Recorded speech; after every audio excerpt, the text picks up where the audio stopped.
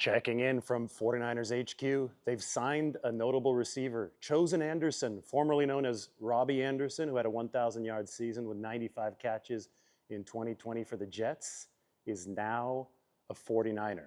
We're waiting on the corresponding move, but if the 49ers don't cut or put a receiver on IR as the corresponding move, they'll have 14 wideouts on their 90-man roster, which will be the most wideouts that the 49ers have had on the 90-man roster by far in the Kyle Shanahan, John Lynch era. They need some depth there. There obviously is the Brandon Aiyuk holdout. They've also had a couple of guys banged up. That includes Ricky Pearsall. So they're fortifying themselves. I don't see Chosen Anderson as the same caliber player that he was in 2020. In fact, his production has dropped every single year since that 2020 season. But he did play for Miami last season, and that's obviously Mike McDaniel's system, so there could be some familiarity with what the 49ers are running. Remember that this late in training camp, we're about 2/3 of the way through training camp, it is not easy to play catch-up in a new system. So somebody that's a little bit familiar with what the 49ers might be running is a preferred signing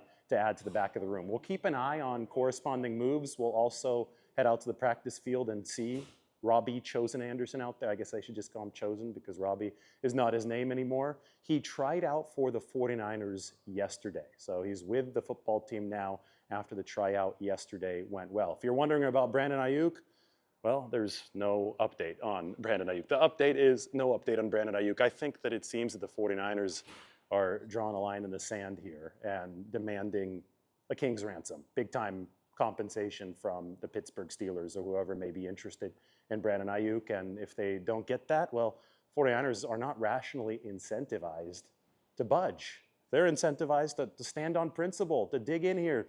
They've got the leverage until it actually moves to an approved trade game. And if they don't approve the trade, they have the leverage with Brandon Aiyuk. They could dig in. They could start fining him on Saturday if he misses this preseason game, nearly $800,000. So maybe the 49ers can force some positive movement on that front. Anyway, Chosen Anderson, now a 49er. There's your update. Off to the practice field soon.